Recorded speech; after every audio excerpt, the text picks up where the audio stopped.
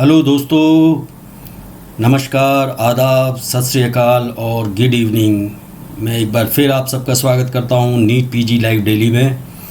मैं डॉक्टर प्रमोद शर्मा, जैसा कि आप सभी जानते हैं, मैं एक क्लिनिकल फार्माकोलॉजिस्ट और आपको पढ़ा रहा हूं जनरल फार्माकोलॉजी। जनरल फार्माकोलॉजी में मैं पढ़ा रहा हूं आपको फार्माकोकाइनेटिक्स, और अब तक हमने कुछ टॉपिक्स कवर किए हैं जैसे एब्जॉर्प्शन, डिस्ट्रीब्यूशन और मेटाबॉलिज्म का एक भाग मैंने आपको पढ़ाया है। आज मैं दूसरे पार्ट को आपको पढ़ाऊंगा। तो चलें देखते हैं कि मेटाबॉलिज्म के दूसरे पार्ट में आपके लिए क्या है। अब तक हमने बात की थी दोस्तों एंजाइम इंडक्शन तक, कि कौन कौन से एंजाइम्स होते हैं, कौन कौन सी फेज़ ऑफ मेटाबॉलिक रिएक्शन होते हैं, what is bio transformation is all about, and किस एंजाइम को किस तरह से नॉमेनक्लेचर बनाया जाता है जिस तरह उसकी आइडेंटिटी पता चल सके। आज हमने शुरुआत करनी है एंजाइम इनहिबिशन से, और एंजाइम इंडक्शन के बारे में आपको हमने बताया था कि उसके क्या कॉन्सिक्वेंसेस हो सकते हैं and how we can exploit enzyme induction in clinical therapeutics. So आज चलिए बढ़ते हैं आगे और बात करते हैं एंजाइम इनहिबिशन की। ये बहुत क्लियर है कि one drug can inhibit the metabolism of another. Obviously तभी ये एंजाइम इनहिबिशन की बात हम कर रहे हैं, क्योंकि कुछ ड्रग्स में ये कैरेक्टरिस्टिक्स होती हैं कि वो एंजाइम को इनहिबिट कर सकती हैं, उसकी एक्टिविटी को बंद कर सकती हैं। तो इस वजह से दूसरी ड्रग जो कि सबस्ट्रेट है उस एंजाइम का, उसका मेटाबॉलिज्म अफेक्ट हो सकता है। तो इस तरह से एंजाइम इनहिबिशन हो सकता है और जिसके दुष्परिणाम भी हो सकते हैं। ऐसा ही नहीं, और भी ये देखा गया है कि one drug may inhibit one iso enzyme while being substrate itself A substrate for another enzyme. For example मैंने दिया है क्विनिडिन। क्विनिडिन एक ड्रग है जो एंटी मलेरियल ड्रग है, और इसके अलावा इसको एंटी एरिथमिक ड्रग की तरह भी यूज़ किया जाता है। तो ये ड्रग खुद तो सबस्ट्रेट है आपका CYP3A4 एंजाइम, जो मैंने बताया था कि बहुत ही इंपॉर्टेंट साइटोक्रोम P450 एंजाइम है, जो कि लगभग आधी क्लिनिकली अवेलेबल ड्रग्स का मेटाबॉलिज्म में जिम्मेवार है। And but it inhibit other enzyme that is CYP2D6। So it is also possible that one drug is metabolised by one iso enzyme but inhibit another. Usually ये देखा गया है कि most of the drug at therapeutic concentration, please remember this word therapeutic concentration, because these are the recommended concentration or a concentration occurring at recommended doses are metabolized by first order kinetics, most of the drug at this concentration. Because if you keep increasing the dose or concentration, there is nothing which will remain first order, and that will everything will become saturated. So these principle applies to drugs presented in therapeutic concentration. So this is called first order kinetics.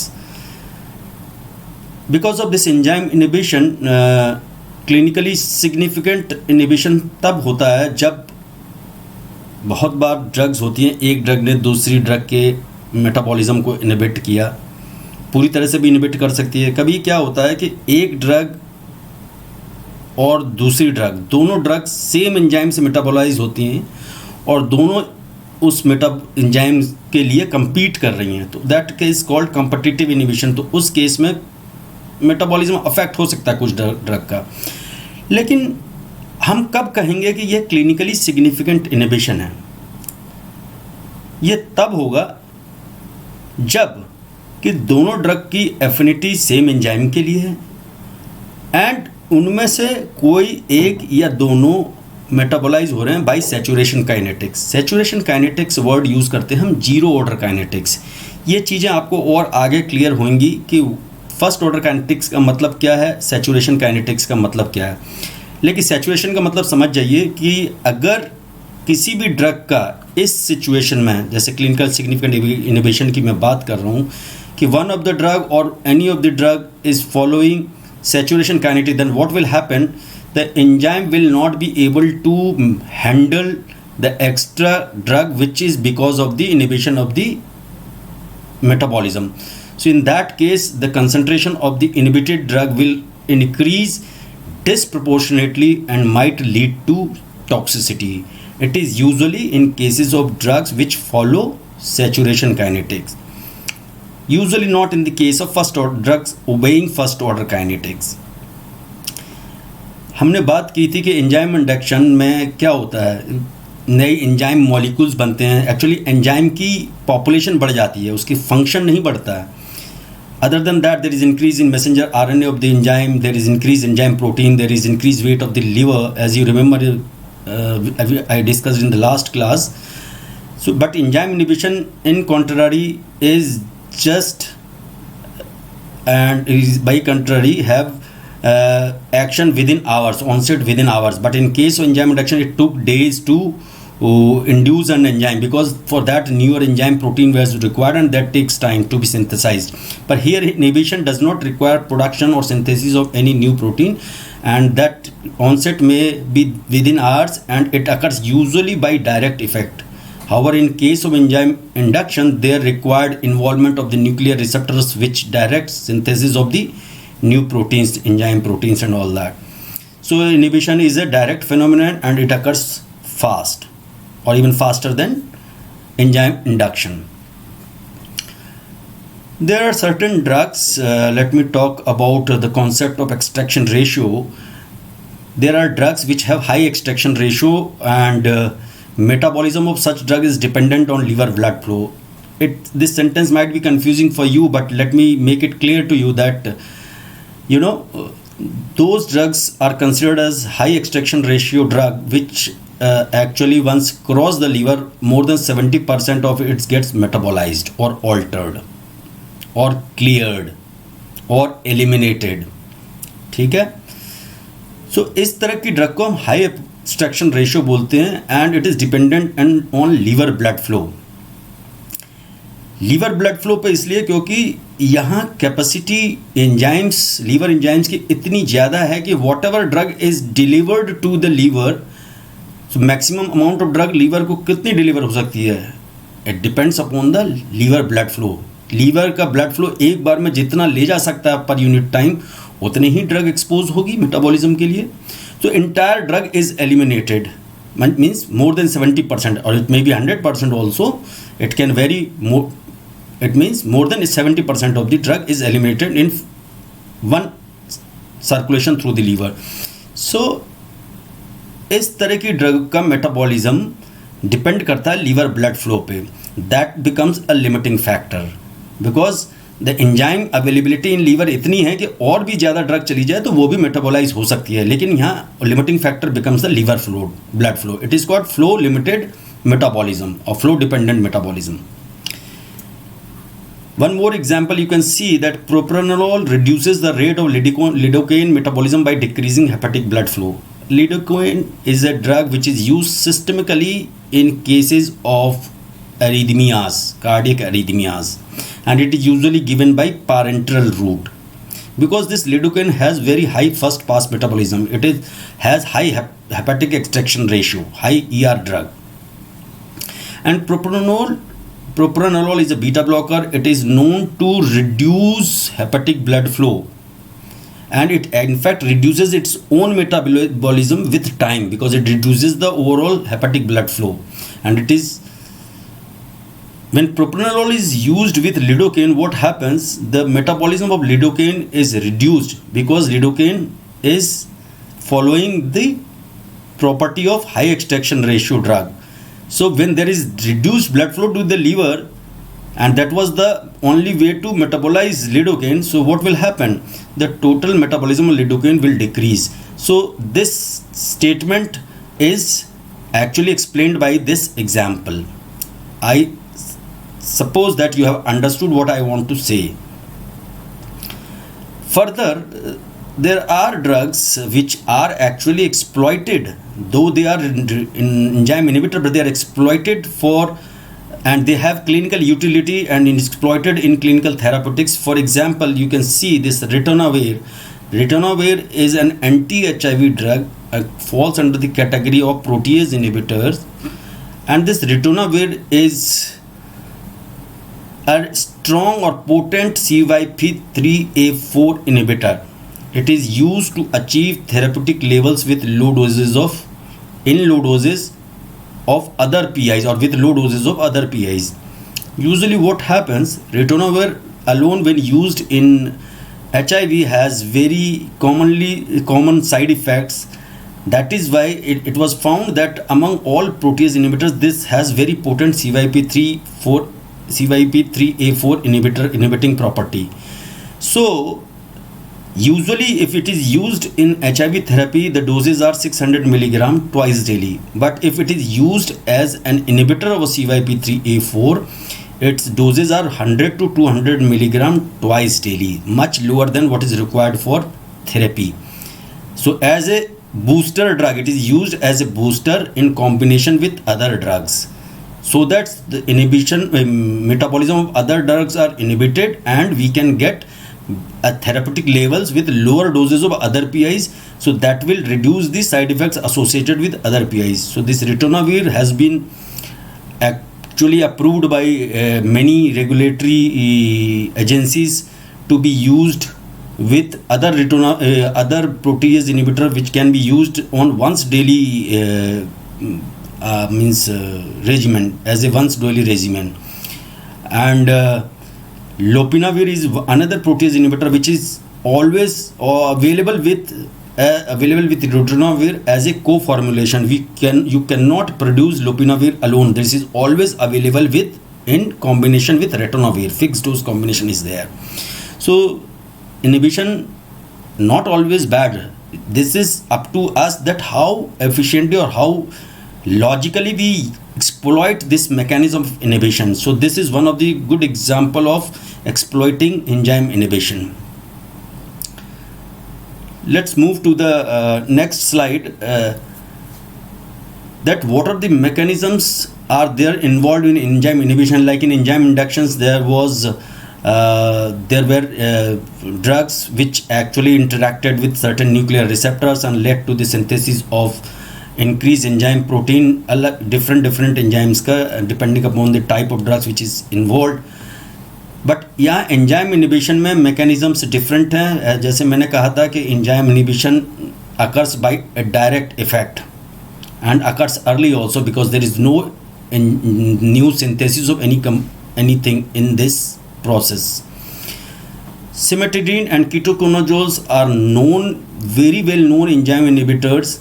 Especially ketoconazole is such an important enzyme inhibitor that it inhibits many CYP enzymes, and it is used even in prostate cancer to reduce androgen synthesis by the adrenal or testis. So this, as I said, this steroid hormones produced by testis, adrenal, ovary are due to activity of the cytochrome P450 enzymes. So those enzymes can be inhibited by ketoconazole, and it has therapeutic value in prostate cancer because it can reduce to overall concentration of androgens in the person suffering from prostate cancer. So these drugs are very important enzyme inhibitors, and they bind tightly to the heme iron present in the P450. As I already mentioned in the previous class, that P450 is heme iron containing proteins, and by these drugs tightly binding to the heme iron reduces the metabolism of the drug, that affects the activity of the enzyme. So they can affect the metabolism of the majority of the drug or many of the drugs in fact. But in case of macrolide antibiotics, they are also known enzyme inhibitors like erythromycin derivatives, toluendomycins. They are metabolized actually, and after metabolism with CYP by CYP3A4, there are certain metabolites are produced that actually binds with CY450 heme iron and render the enzyme catalytically inactive. Here cimetidine and ketoconazole were directly interacting with heme iron, but here the metabolic product of certain drugs are involved in binding with heme iron. So mechanism is almost at every place is direct inhibition, direct interaction with the enzyme protein. Some substrates that irreversibly inhibits P450 enzymes, they do it by covalently binding to metabolically they covalently it occurs due to covalent interaction of a metabolically generated reactive intermediate that react with P450 apoprotein. We know enzyme में apoprotein होती हैं और उसके साथ prosthetic group हो सकता है, cofactors होते हैं. तो एपोप्रोटीन और हीम मोइटी के साथ रिएक्ट करेंगी वो रिएक्टिव इंटरमीडिएट और can cause even heme to fragment and they can irreversibly modify the apoprotein thereby leading to the loss of activity of the enzyme. So this irreversible inhibition is because of the covalent interaction of the reactive intermediate that are formed because of the metabolism of certain substrates by P450 enzymes. Chloramphenicol is a drug which is now is less commonly used as anti-infective because of the resistance developed to widespread resistance to developed to chloramphenicol. It is metabolized by an enzyme which is CYP2B1 to a species that modifies the P415. Similarly, it can also affect the apoprotein or enzyme protein, thereby inhibiting the metabolism of the various drugs. Apart from that, drugs that attack the heme or the protein moiety, as I said that there is a apoprotein and the prosthetic group for than the activity of an enzyme. There are drugs like ethinyl estradiol, norethindrone. Norethindrone is a type of progesterone. Spironolactone is a potassium sparing diuretic. Other than that, grapefruit, selagelene is an antidepressant, ticlopidine and clopidogrel are antiplatelet drug. Ritonavir we have already discussed is an anti-HIV protease inhibitor, and propylthiouracil. This group of drug, propylthiouracil, is used in thyroid disorders, thyrotoxicosis. They're anti-thyroid drug. Grapefruit is very many of the students, those actually who belong to UP or Bihar or Jharkhand, but they must be aware this fruit is especially used in some Chhat Puja, usually celebrated after Diwali. In Chhat Puja, this grapefruit is a very essential part of the prasad, and this belong to the orange family. It is similar to an orange but bigger in size with thick skin, and its pulp is very similar to orange. So this grapefruit is not angur. It is not angur. This is something else. So don't confuse it with angur or grapes. So this grapefruit and all that, these actually compound or the food attack the heme or the protein moiety, so they can probably inhibit the activity of the various cytochrome enzymes. And this grapefruit is a very potent inhibitor of CYP3A4. Secobarbital is a drug from the barbiturates that inactivate CYP2B1 by modification of both its heme as well as its protein moiety. So overall, we have seen that inhibition is a process where there is no requirement of production of any new substance or protein, or it occurs due to direct inhibition or direct interaction of that compound or drug with the enzyme, and that may either affect the heme, that is the heme moiety, or the protein part of the enzyme, and thereby inhibiting metabolism of various drugs.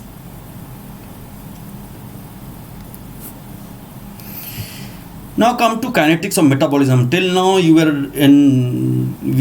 little confused that what is this first order kinetics, what is this zero order kinetics. So this kinetic of metabolism and is very important to know, because you will be always encountering such scenarios that this drug follows zero order kinetics or first order kinetics.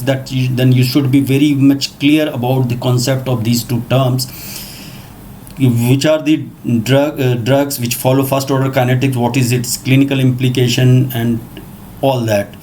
So One basic thing is to remember that most of the metabolic reactions obey Michaelis-Menten kinetics, and this Michaelis-Menten equation actually give us an idea about how first order kinetics affect the rate of drug metabolism and how zero order kinetics affect the rate of metabolism. This equation you are seeing, that V, that is indicates rate of drug metabolism equal to Vmax. Vmax means maximum rate of reaction and velocity of reaction, that is maximum. S is substrate concentration, Km is the Michaelis-Menten constant. This Michaelis-Menten constant is nothing but it is the concentration of the substrate at which half of the maximum rate of reaction occurs, that is half Vmax. Okay, and this Km indicates affinity of substrate to the enzyme. Lower the Km value, that means higher the affinity of the enzyme for the substrate, the reaction will be faster, and the higher the Km means lower the affinity of the enzyme for the substrate. This Km does not differentiate or has no effect or does not take into consideration the purity of the enzyme or the concentration of the enzyme. However, Km may be affected by the identity of the enzyme, which type of enzyme is involved, which type of drug is involved, the temperature of the reaction, and the pH where this reaction is occurring, the pH of the reaction media or reaction location. So if we talk about first order kinetics, please pay attention that what I am going to say, that in most clinical situation, concentration of the substrate, that is drug or substrate, most clinical situation means situation where we have applied dosage within the recommended range, then usually concentration of the drug or its substance is much less than Michaelis-Menten constant. So if you consider this substrate concentration here is much less than Km, then we can ignore this value in comparison to Km.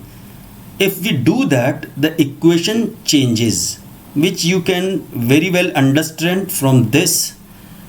Here the S is removed because Km plus S was adding nothing to the Km value because the concentration of the substrate was much less than the available enzyme.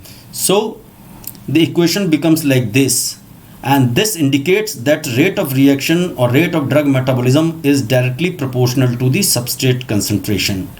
Higher the substrate concentration, the maximum valuability will remain irrespective of the concentration of the substrate. If you increase the concentration of the substrate, the rate of reaction will increase, and ultimately it can reach to a maximum velocity. So in this case, we can very confidently say that rate of drug metabolism is directly proportional to the concentration of free drug. Why free drug? Still, if you remember that I said it is the only free drug which is available for distribution, which is also pharmacologically active, means it can only the free drug can bind to the receptors, and free drug is available for clearance, that is metabolism. Only free drug can be filtered out of the kidney and be eliminated from the body.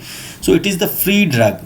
So it is directly proportional to the rate of reaction is directly proportional to the concentration of the free drug. For example, suppose a drug has maximal velocity at a dose, suppose 100 milligram is given. 50 milligram of drug is removed by this is the maximum reaction velocity, and 50 milligram, that is equal to the 50 milligram of the drug is metabolized per unit time. So if you increase the dose by increase the dose from 100 milligram to suppose 200 milligram, then 100 milligram of the drug will be metabolized. Means every time you see the same fraction of the drug is being metabolized. This is called or it means that a constant fraction of the drug is metabolized per unit time. This is called first order kinetics. Means constant fraction of drug is getting metabolized per unit time. If you increase the dose from 200 to 400 milligram, then 200 milligram of the drug will be metabolized. So that is again 50% of the 400 milligram. In the first scenario, it was 50 milligram and the dose was 100 milligram, again 50%. Second scenario, 200 milligram dose was given, 100 milligram was being eliminated, again 50%. And when 400 milligram is given, 200 milligram is being eliminated, again 50%. So you can very well say this is the constant, fraction remains constant per unit time. But remember, in the example from 100 milligram to 400 milligram, I presumed that this dose range is within the recommended dose range. Then only this principle will apply.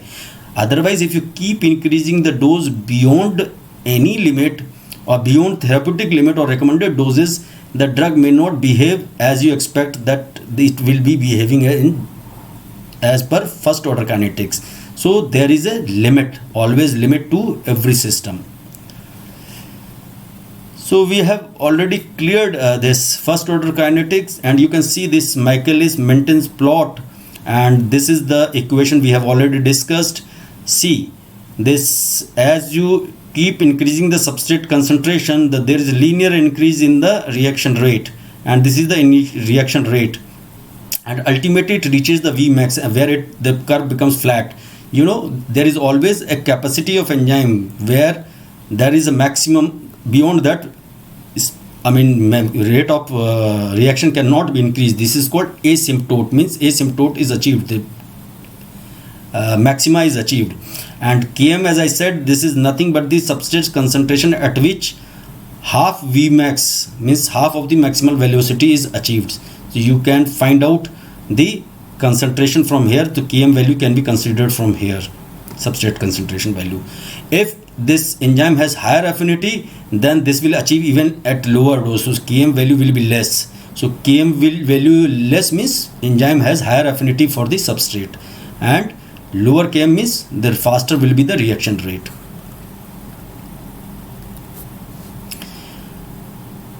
Okay, up to this point we have a good idea about first order kinetics. I presume that you guys have understood what I wanted to say. Now we will focus on zero order kinetics. For example, I have given certain examples like aspirin, ethanol, phenytoin. These are the drugs which are known for or famous for their zero order kinetic behavior. Aspirin, as we know, is a anti-inflammatory drug or a painkiller. Usually when it is given in higher doses, 4 gram, more than 4 gram per day, then there are certain pathways which are involved in removal of aspirin gets saturated, and the kinetic turns from first order to zero order. Ethanol by default behaves as follows zero order kinetics, and phenytoin at low doses, fine, it behaves as it follows first order kinetics, but within therapeutic range even, this is the drug which is very important drug in the treatment of the epilepsy, and within the therapeutic range this drug behaves or follows zero order kinetics. Zero order kinetics is followed by those drugs where the therapeutically used doses are, or therapeutic concentrations achieved with recommended doses are usually so large that it is much greater than Km. Here the situation is just reverse. There the substrate concentration was much lower than the availability of the enzyme molecule, but here the substrate concentration is much higher than the available enzyme molecules. Then the equation becomes like this. Here the Km is removed, because if S is much larger than the Km value, so as per first order kinetic we can neglect Km and only S will remain here. We can remove Km because it is negligible in value. So S and S is cancelled out and we are left only with Mmax. So whatever rate of drug metabolism is occurring, that is occurring at maximum rate. It means the whatever enzyme is present, that all enzyme is involved in metabolizing substrate, it is capable of, means it cannot handle the entire substrate concentration, but it is acting at its it is acting with its full capacity and it is metabolizing the substrate it can handle a particular concentration or particular amount of the substrate. So here the substrate concentration is much higher and the total substrate concentration cannot be handled by the enzyme. So this becomes zero order kinetics, provided blood flow to the organ does not limit elimination. Here this picture is different. This is also similar to, this situation is also similar to zero order kinetics, because drug is enzyme is metabolizing the drug, but to a limit which is actually delivered to or provided to the enzyme. And if blood flow is the limiting factor, so there is no we cannot say, it will not be right to say that the enzyme capacity is less, that is why it is metabolizing only this much amount. But the problem here is, it is the amount is restricted by the blood flow to the organ, not that the enzyme capacity is less. So this also will behave as zero order kinetic, but in reality this is not zero order kinetic, because here the enzyme molecules are much less than the substrate concentration available that is to be handled by the enzyme. So whatever is rate of reaction, that is always maximum reaction, because total enzyme molecules are involved in metabolizing the substrate, though it is not capable of handling the entire substrate available to the enzymes. So this is called zero order kinetic, and the end result of this would be that a constant amount of drug will be removed per unit time. In first order kinetic, there was a constant fraction of the drug eliminated per unit time. Here constant amount of the drug eliminated per unit time. जैसा कि मैंने बताया कि enzyme is saturated by high free drug concentration, because drug exposed to the enzymes concentration was much higher than the enzyme capacity. So rate of metabolism remain constant over time.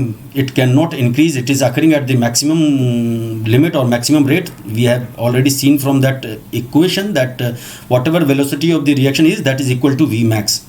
So such kind of reactions are also known as capacity limited, saturable kinetics, dose dependent or concentration dependent kinetics, or non-linear kinetics or non-linear elimination. So as I said, that a constant amount of drug is removed per unit time. For example, if you give 100 milligram of a particular drug, if 10 milligram is the capacity of the metabolizing organ to remove, so it will remove, like in first hour it will be 90 milligram, in another first hour, another 1 hour it will remove another 10 milligram, so the concentration will fall to 80. In another hour it will remove another 10 milligram, it will fall to 70. This is what happens with the alcohol. If you take alcohol in high quantity, then it will take more time for it to metabolize, and a person take more time to come to the normal. So this is all about zero order kinetics.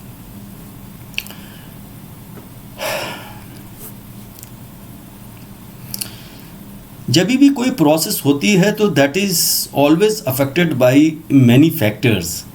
जैसे हमने वहाँ देखा था कि बायोबिलिटी को कौन से factor affect कर सकते हैं, डिस्ट्रीब्यूशन को कौन से फैक्टर अफेक्ट कर सकते हैं. इसी तरह से मेटाबॉलिज्म भी एक काइनेटिक प्रोसेस है, and it is also amenable to be affected by several factors, and that we will be discussing now. And first and the important, almost every factor is important. Let's start with the age. At the extreme of the ages, metabolism is usually reduced, because In young, very young, like neonates or infants, in children, the metabolic machinery is immature, especially. Or in elderly, what happens, the machinery becomes old and it gets exhausted. So in both the cases, there could be either reduced number of the enzyme molecules, reduced activity and number of enzyme molecules, or maybe reduced availability of the endogenous cofactor. Both things may be one or other thing may be responsible, or maybe both the things are responsible for this reduction in the metabolism at extreme of ages. Gender based differences in metabolism has also been demonstrated or identified. Especially sex dependent difference occur in the drug metabolism, especially relevant to ethanol, because if the same quantity of ethanol is consumed by male and female, the female usually have higher concentration of the ethanol in the body, and they have higher effect of the ethanol. That is because that ethanol is distributed in total body water, that it do not it crosses all biological membrane and it is in equilibrium with the total body water. And ethanol, because females have a low body water as a result of higher fat proportion in the body, that is why the same amount of alcohol will achieve higher concentration in female than the males. Other than that, there are certain benzodiazepines, salicylates, estrogens. Such drugs have also shown gender dependent differences in the metabolic rate or metabolism. Diet is another factor which can affect the enzyme activity.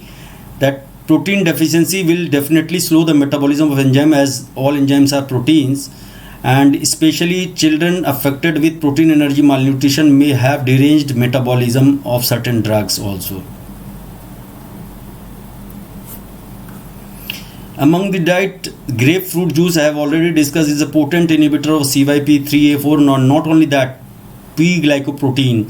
So these enzymes were present in the intestinal wall also, that were reducing actually the bioavailability or the absorption.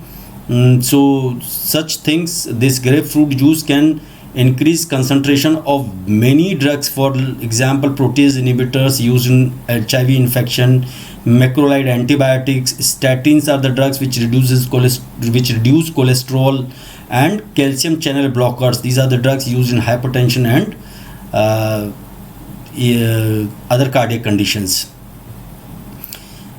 Charcoal broiled food means those grilled food, and cruciferous vegetables. For example, as I know, mustard belong to cruciferous family, and they all induce CYP1 enzyme. So those using means very frequently use such food item in their diet, then there may be induction of this particular cytochrome enzyme.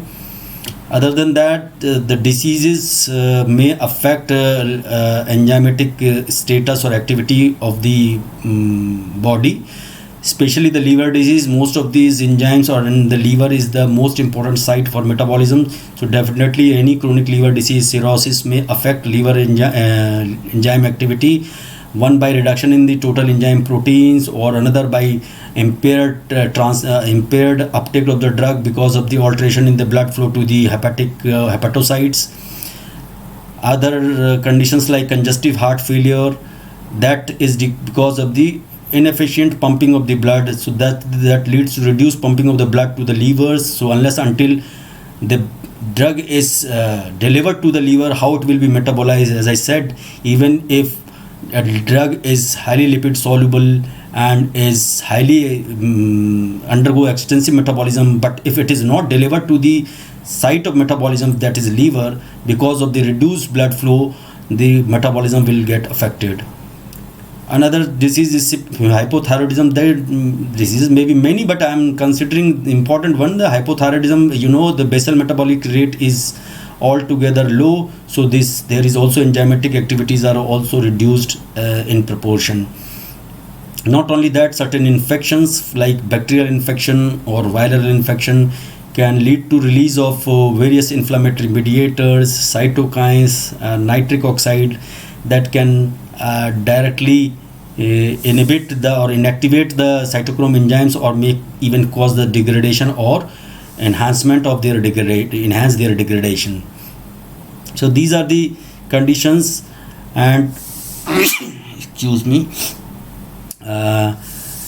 we very well know enzyme induction and inhibition, they can also affect metabolism, because induction of a particular enzyme may lead to reduced concentration of the drugs that are substrate to that particular enzymes, and in case or that ultimately may result in therapeutic failure.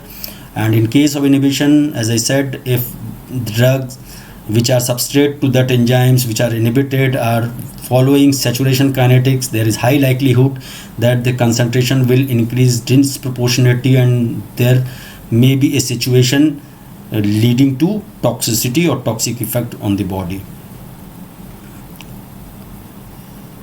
Okay.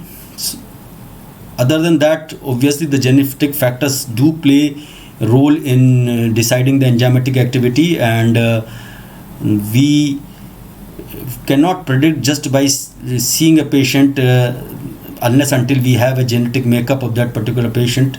That is why enhancement, and there is increased interest in the individualized therapy nowadays.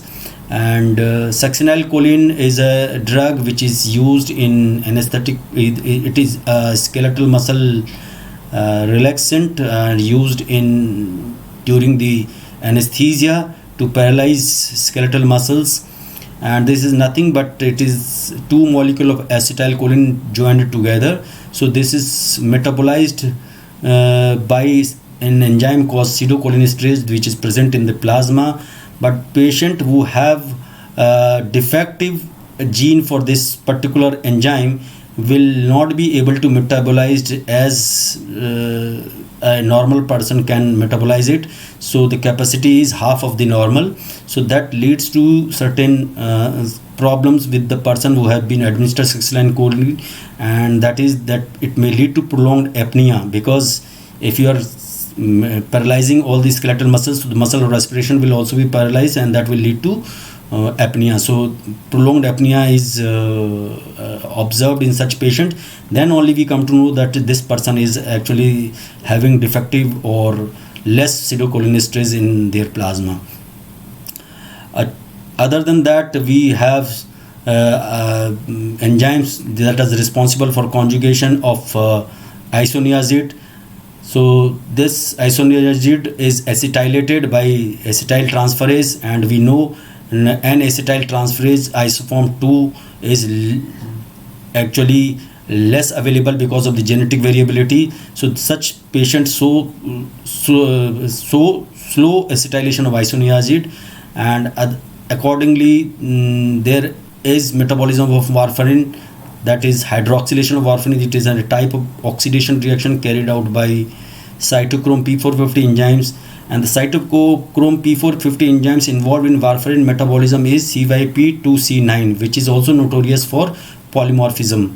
So if patient has reduced activity of CYP2C9, so in that case it is high likely chances that higher concentration of warfarin will be achieved in, and that may lead to bleeding.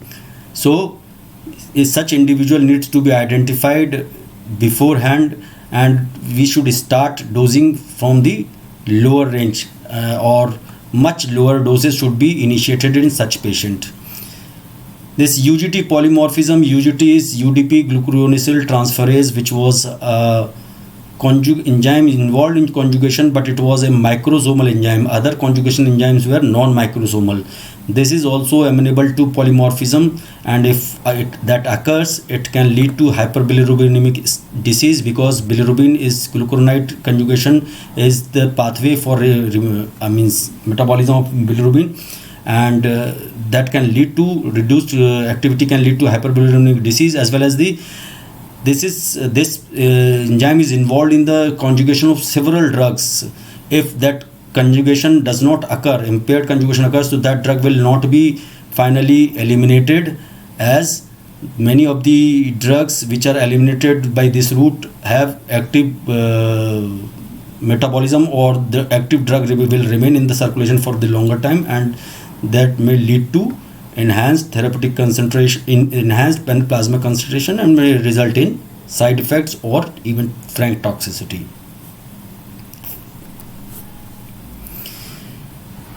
Clearance, people must have heard this term clearance. So this clearance in kinetics is defined as a theoretical volume. Why I am saying theoretical volume, that will be clear, you will be able to understand once I explain it as I go ahead and as I move forward. So theoretical volume of plasma from which the drug is completely eliminated in unit time, means it is that volume of the plasma from the drug is completely eliminated. So I used them theoretical. Why theoretical? It is not possible to remove drug from a portion of the plasma. Whenever drug is removed or cleared, it will be removed from the entire plasma.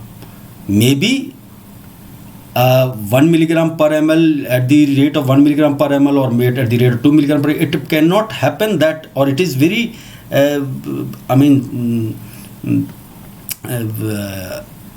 ludicrous to think that a particular portion of plasma is cleaned of the drug entirely. That is in practicality not possible.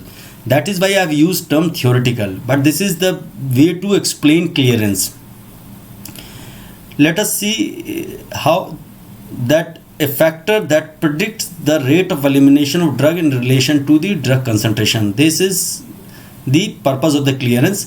This is a factor that predicts the rate of elimination of drug in relation to drug concentration.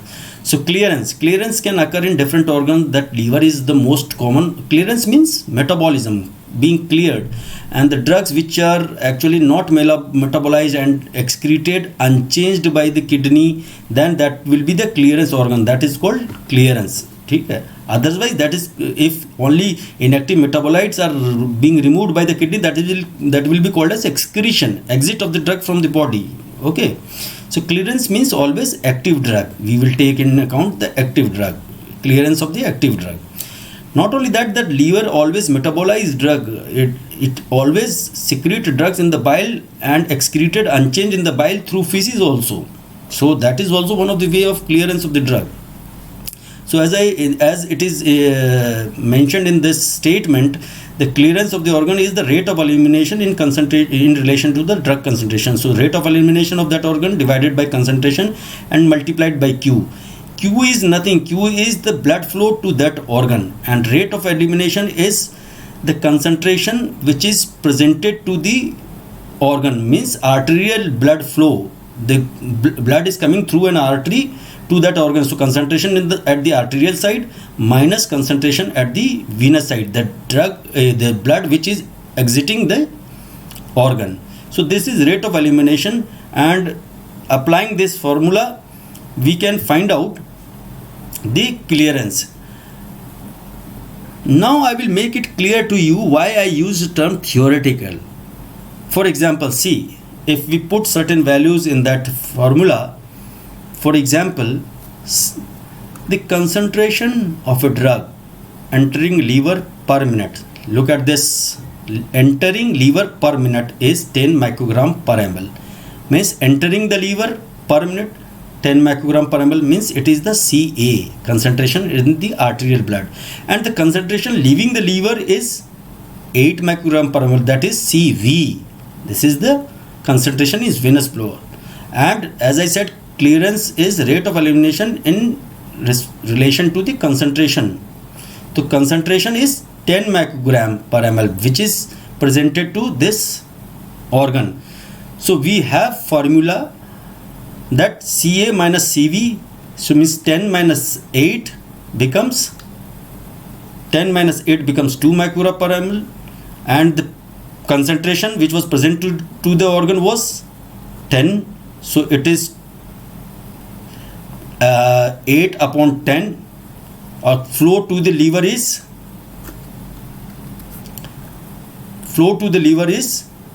1500 ml per minute. So total drug which was eliminated per minute was 2 microgram per ml per minute. And if we consider the total drug present in the 1500 ml blood which is being delivered to the liver, so total drug eliminated was 300 microgram per minute. But if we divide this rate of elimination by the concentration, that was initial concentration was 10, so total clearance becomes 300 ml per minute. Clearance is actually always in relation to the time, per unit time. That is why it has unit in volume divided by unit of the time. So volume of the unit of the volume is ml or minute. Many people consider it as a liter per hour also. So as you can always use it as per your convenience. So this is clearance 300 ml per minute. Elimination is not necessarily that any drug which is being eliminated or cleared may be cleared by one organ only. Many drugs are eliminated by the liver and the kidney as well, and maybe other organ may also be involved in its clearance or metabolism. So elimination is always the sum total of metabolic inactivation and excretion. So this clearance is additive. It is the overall clearance is taken into account by adding clearance by all route. So this is additive in nature. For example, systemic clearance will always be the reflection of the clearance by the liver, clearance by the kidney, or clearance by the other source organs if they are involved. But if only liver is involved, the systemic clearance means clearance by the hepatic clearance, that is equal to hepatic clearance. If the CL is first order, then the CL clearance can also be calculated by dose upon AUC. AUC, you remember, area under the curve, which we saw in case of bioavailability. So if clearance is following first order, obeying first order principle, then clearance can also be calculated by this simplest formula, dose, total dose administered.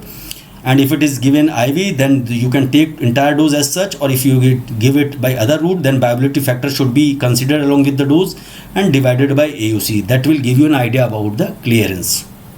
This is the simplest formula which can be used to find out the clearance. But in case of zero order kinetics, such AUC has no meaning, because as I said, the sudden even the slightest increase in the dose, there will be a disproportionate increase in the plasma concentration, and in such cases, such capacity limited elimination in the drugs which follow zero order kinetics, the AUC has no meaning and clearance cannot be calculated by that formula, dose upon AUC. There is a as already discussed in previous slides, flow dependent elimination. As I said, that many of the drugs are cleared very rapidly from the liver, means whatever amount is delivered to the liver is immediately removed by because the capacity of liver is such, and here the limiting factors becomes the blood flow to the organ. That is the main determinant, and that is limiting the metabolism of the drug. Otherwise, liver is intrinsic capacity of the liver to metabolize drug is much more than what is delivered to the liver, but blood flow is limited to the liver, and metabolism cannot be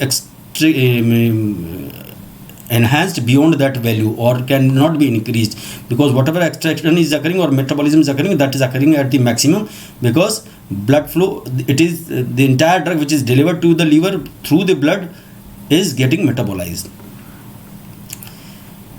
While I was discussing distribution, that is volume of distribution, I said in the clinical importance of volume of distribution, the volume of distribution was a very important parameter for calculating loading dose. In situation where you need to achieve target therapeutic concentration earliest possible, because otherwise if you keep repeating dosing and drug has a long half-life, it will take more time to reach steady state and the concentrations which are actually therapeutic at. So this clearance, this parameter is important for maintenance dose, deciding the maintenance dose, and maintenance dose can be decided by a formula, dosing rate divided by F. F is nothing but this bioavailability factor. If you are giving drug by IV route, it will be taken as 1, so you can remove this F and the formula will become dosing rate multiplied by dosing interval. But if you are using drug by other route where there is viability may be affected, then F will be used, and this could be anything between 0.1 to 0.9 or even 0.99, anything if viability is less than 100%. So for this dosing rate we have formula clearance multiplied by concentration at steady state, or you can say therapeutic concentration, target concentration. So you can see this clearance is very important. Unless until you know clearance, you know the therapeutic concentration, then that we have to achieve this plasma concentration to make it the drug effective in that particular situation. And unless you do not know this clearance value of the drug, you cannot calculate maintenance dose. F you should be knowing, and dosing interval you decide whether you can give it 12 hourly, 6 hourly, or every 24 hours. So depending upon that, maintenance dose can be calculated. Suppose by using this formula and considering you know CL value, this therapeutic concentration value, you know viability factor, and you have decided to give 12 hourly, and suppose some value comes around 370 milligram per every 12 hours, and you are giving the drug as a tablet. So you cannot find a tablet having 370 milligram strength. So you can use a drug which is very close to that strength. Suppose 400 milligram tablet is available, so that you can use 400 milligram tablet, or 350 milligram tablet is available, you cannot use 350 milligram tablet without much affecting the therapeutic concentration. So this is maintenance dose. A maintenance dose is nothing but it is the dose which is given to replenish the dose which has been eliminated during one dosing interval. So the plasma concentrations are maintained and there is no change in the therapeutic concentration of the drug in the plasma. Now let us talk about plasma half-life. What is plasma half-life? Plasma half-life is defined as the time taken for a drug for its plasma concentration to be reduced to half of its original value. For example, at one point of time you have measured the plasma concentration of drug, suppose at 2 o'clock, suppose in the afternoon, and the concentration was 10 milligram per liter. And at 6 o'clock you again measured the plasma concentration and you found the plasma concentration was 5 milligram per liter. So it was half of that. It means after 2 p.m. to 6 p.m. the concentration became half. It means this 4 hours time is taken for reduction of this plasma concentration to the half. It can be measured any time point. It's not necessary from the time of administration. It can be measured any time during the dosing interval. That every time you measure, suppose you measured at 6 o'clock, it was 5 milligram per liter, and then you again measure at 10 p.m. then it will be 2.5 milligram per liter. Then you know it again became half. So 4 hours is the half-life of this particular drug, the example I have quoted. If a body is considered a single compartment, which I said this is the oversimplification of kinetic theory, of a size equal to volume distribution. If we consider our body, or for a drug for which we are calculating T half, for that we have to assume that body is a single compartment and its volume of this size of that compartment is equal to volume of distribution of that drug. The time course of the drug in the body will depend upon both clearance and volume of distribution. These two factors, these two parameters are very important, you know. So T half is calculated as half-life of a drug is calculated log natural 2 divided by elimination rate constant. Why log natural? Because this elimination of drug is an exponential process, and two-fold decrease in the plasma concentration. What we are seeing here, reduction in the doses plasma concentration. So two-fold decrease, every half-life there is two-fold decrease in the plasma concentration. So that is proportional to the log natural 2. That is why this log natural value 2 is taken here in the formula, and K elimination because this drug is being eliminated. So this has to be taken into consideration because the definition itself includes the reduction of the concentration to half its original value, and this will be possible only when their drug is eliminated, metabolized, cleared. So when we put this value log natural 2, this is around 0.7, and KEL can be calculated by a formula clearance upon VD. If you put those value here, clearance upon VD, so this becomes VD upon clearance. So it is very clear from this formula that T half is directly proportional to volume of distribution but inversely proportional to clearance. And this is very easy to understand also. As I said, higher the volume of distribution of a drug, more time it will take to be eliminated from the body. Do you remember? I already told you about in the class of distribution. And here now we are talking about clearance. Clearance means drug is getting metabolized. Metabolism hoga, conjugation hoga, and it will go out of the body. So active drug concentration will reduce. So inversely proportional T half. The drug, faster the drug is getting cleared, smaller will be the T half. It is very clear from this formula and very logical also. Fine. Let's move to next slide. We saw that in the formula of the half-life, it is a derived parameter which depends upon the two variables like volume of distribution and clearance.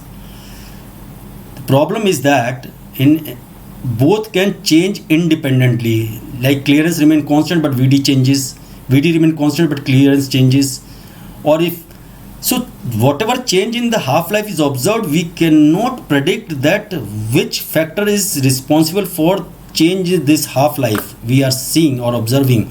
It is because of the change in the volume of distribution or change in the clearance. So this is not a very robust parameter. Also, it is not an exact index of drug elimination. We cannot very well or with confidence or with conviction say that half-life can tell you about the exact index of drug elimination, because this is a derived factor. इसलिए half life को हम हमेशा use नहीं करते हैं to guide dosing frequency, because it may force us to commit error if we consider half-life or take half-life into account for guiding dosing frequency. So this is not a very good guide for dosing frequency.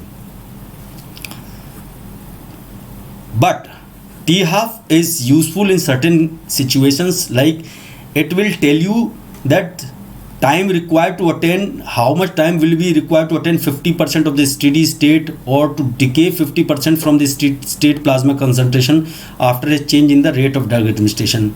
I will tell you steady state or plateau principle in further slides, next few slides. Steady state is a state in the plasma where the rate of the drug entry and rate of the drug exit from the body becomes constant and the plasma concentration becomes constant. This is called steady plasma CSS. I always show this figure CSS, that is concentration as steady state. And it usually, please as a rule of thumb, you remember that it takes almost 5 half-life to attain plasma steady state concentration, or same is required to eliminate the drug completely from the body. Because half life का मतलब क्या था कि अगर हम dose administer कर रहे हैं तो एवरी हाफ लाइफ अगर हम डोजिंग कर रहे हैं ड्रग की, सेम डोज रिपीट कर रहे हैं, I explain it through a diagram. See this is the time course of drug accumulation and elimination. On X axis we have taken multiples of half life. Okay, 1 half-life, 2 half-life, 3 half-life, it could be 5 hours, 10 hours, 20 hours, whatever it could be. But we are taking multiple of half-lives. And this is percentage of steady state which is achieved. 25%, 50%, 75% or 100%. When we are administering a drug, for example, we are repeating the dosing at every half-life. Same amount of drug is being repeated at every half-life. Then we expect that at 5th half-life, the steady state concentration will be achieved. It means the plasma concentration become constant and they will not further change. Similarly, after giving a dose, you stop the drug, so what will happen in first half life? The concentration will fall by 50%. As I said, half life का मतलब ही होता है कि time required for drug to achieve concentration that is half of its original value. So 100 से 50 हो गया. Another half life में हमने देखा 50 से 25 हो गया, तो मतलब फ्रैक्शन सेम हो रहा है, 50% रिडक्शन यहाँ पे हो गया. फिर तीसरी हाफ लाइफ में हमने देखा तो इट केम अराउंड 12.5, तो again 50% decrease, and like this 6.25% रह गया. So this is, I mean, if a drug is following first order kinetics, then the half-life will remain constant irrespective of the doses. Obviously, doses within the recommended recommended range. So if you keep dosing, then accumulation will occur, and it will, in 5 halves life, the steady state will be achieved. And if you stop giving drug after giving one dose, it will also take 5 half life to decay this steady state. Suppose steady state is achieved and you have been asked to stop the treatment, then this kind of picture you will see, that it will decay in 5 half life to the 0, and that way drug will be eliminated from the body. So keep remember this as a rule of thumb, that 5 half lives must elapse after starting a drug dosing regimen before full effect is seen. You are treating a patient, you have started dosing a patient, and you should be knowing that I should wait for at least 5 half life, and if you are repeatedly regularly giving the dosage to the patient, and we should wait for at least 5 half lives before making or before making any judgment on whether patient is responding well or he's being over treated or being under treated. So changes in the dosing would depend upon that. So one has to wait for at least 5 half life after initial start of the treatment, or after making a change in the dosage, drug dosage. So it is a rule of thumb, always wait for that time. But in some cases we see forced titration, the drug is gradually increased without considering the half life. We increase, just suppose the dosing recommendations are like that: start with 1 milligram and increase to 5 milligram every 12 hours. It means every 12 hours you increase by 1 milligram, and within 60 hours you reaches to 5 milligram. That can be called as an example of forced titration, and that usually occurs when the drug tolerability is an issue. So we start with the lower dose and then gradually increasing the dose as the patient tolerate that drug. And if patient start exhibiting side effects or intolerable side effects, then we stop, we do not further increase the dose, or rather may decrease the dose to suit the patient's requirement.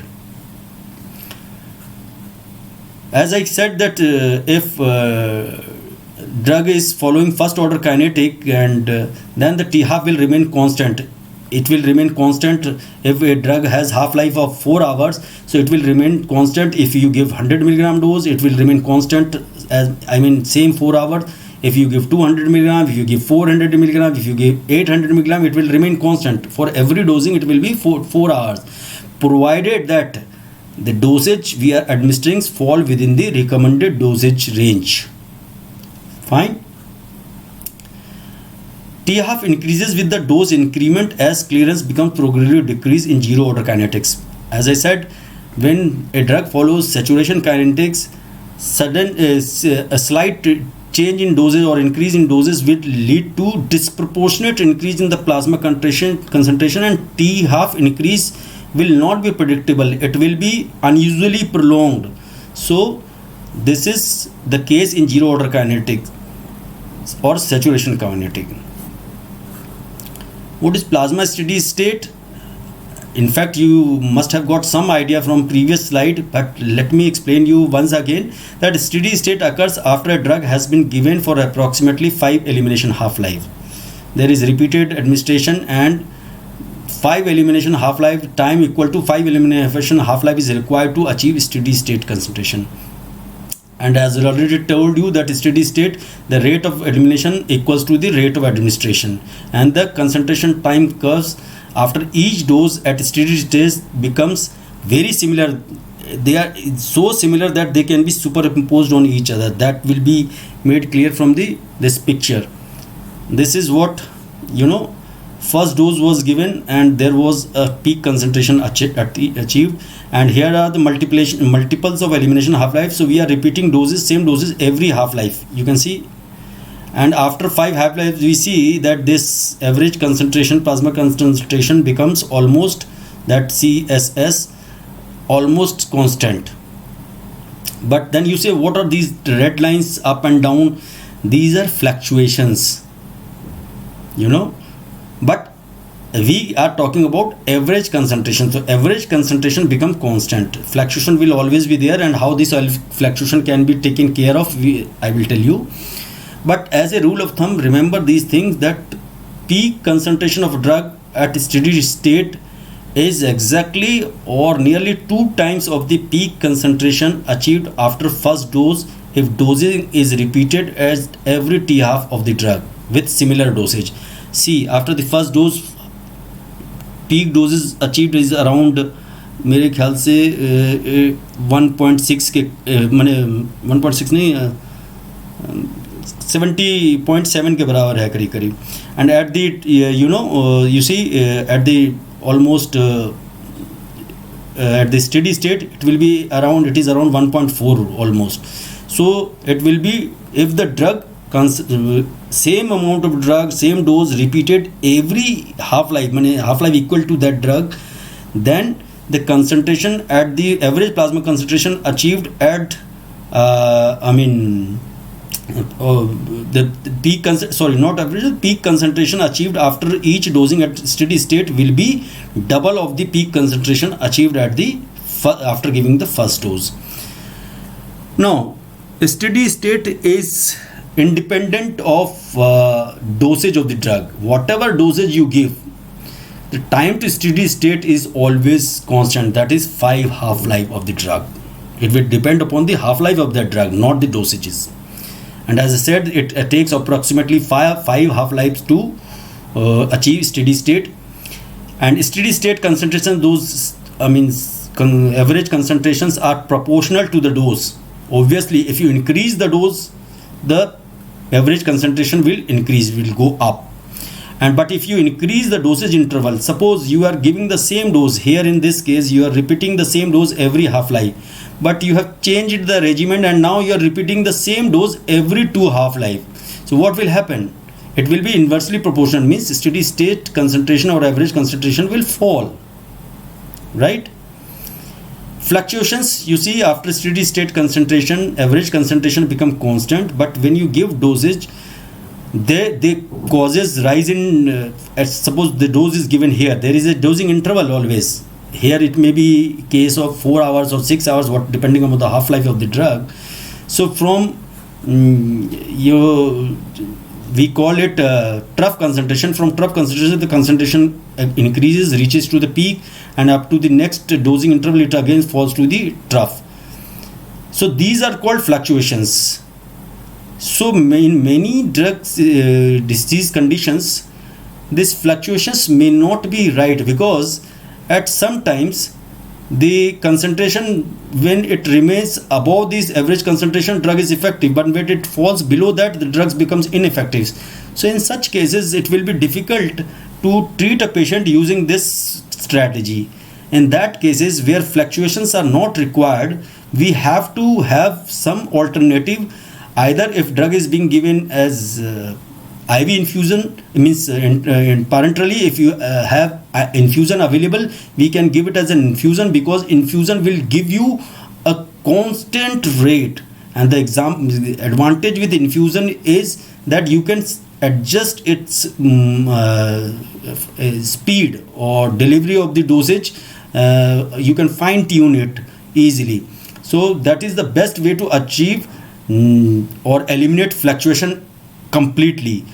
Or when you are using, you do not have IV preparation of that drug and you have to use oral drugs, then that case you have to blunt the absorption and you have to slow the absorption, and that is possible, as I was discussing in case of bioavailability, that sustained release preparations. Sustained release preparation actually are specifically designed formulations, oral formulation, that release the drug at a constant rate, means at they follow release of the drug follow zero order. So it will release steady constant amount of drug from the formulation, and that will be absorbed, so the fluctuation will be very less. So these drugs are these are the ways how we can reduce fluctuation and can apply in case of treating the patient where fluctuations are not desirable. Accumulation factor, how drug gets accumulated in the body. I explain you, the accumulation occurs if dosing interval is shorter than half-life, or even you can say 5 half-lives. We saw in previous diagram that that accumulation and elimination diagram, when after giving a dose we stop dosing, then what will happen, the gradually in 5 half-lives the drug concentration will become 0. So if you dose a patient and the dosing period is more than 5 half-life of the drug, then there will be no accumulation, because you administer the drug and by the time you give second dose the entire drug gets eliminated, so there will be no accumulation. So the drug dosage administration should be less than 5 half-lives for the drugs to get accumulated in the body. So accumulation is inversely proportional to the fraction of the dose lost in each dosing interval. So accumulation factor is equal to 1 divided by 1 minus fraction remaining. So if we are giving drug, as we saw in the diagram, if we are repeating dosage, same dosage of a drug at every half-life, what will happen? That the concentration of the steady state becomes 2 times of the peak concentration achieved after the first dose. And this is the accumulation. Accumulation here is 2 times accumulation occurs if we repeat the dose at every T half. So this can be very easily calculated from this formula, 1 divided by 1 minus 0.5, because at every half-life only 50% drug is remaining, rest 50% is getting eliminated or removed, because we are repeating doses at every half-life, and definition of half-life you very well know. But if same drug is given at the same doses, but the dosage interval here is every 2 half-life, then you can put this values in this formula. The fraction remaining after 2 half-life, what will happen? In the first half-life, suppose we are giving 100 milligram of dose, so first half-life में कितना fraction बचेगा? 50% हट जा रहा है तो 50 milligram बचेगा, और उसके बाद फिर एक हाफ लाइफ आएगी तो उसका 50% कितना घटेगा? 25 मिलीग्राम घट जाएगा, तो 100 मिलीग्राम की जगह अब कितना बच रहा है हमारे पास? 25 milligram, that is means 25% only. So you can apply 1 minus 0.25. So that way the accumulation will be only 1.33 times. Likewise, if you repeat the drug dosage at every 3 half-life, it will be around 1.14 times. So this is called accumulation factor. And if you give dosing after more than 5 half-lives, then there will be no accumulation detected, because entire drug will be removed after each administration. So that was all about metabolism, clearance, half-life, accumulation factors. So I today completed this metabolic or biotransformation part, and I made you familiar with certain concepts. And now I would request you to download this learning app called Unacademy Learning App and install it on your Android or iOS device. And if you are finding my this lectures very interesting, and you feel that this could be of help for your entrance examination, and your concepts are getting more refined, and you are learning pharmacology in a much better way, then and you are aspirant for PG entrance, NEET PG entrance, then you select this course NEET PG, and after that you can buy subscription for the plus course, and there is available also free courses and special classes. You can also go through them. And for plus subscription, you can buy subscription by paying a certain amount, and the subscription is available for 12 months and 24 months. I would always recommend that you buy it for 24 months, that you have unlimited access, and longer the time period, always better it is for you.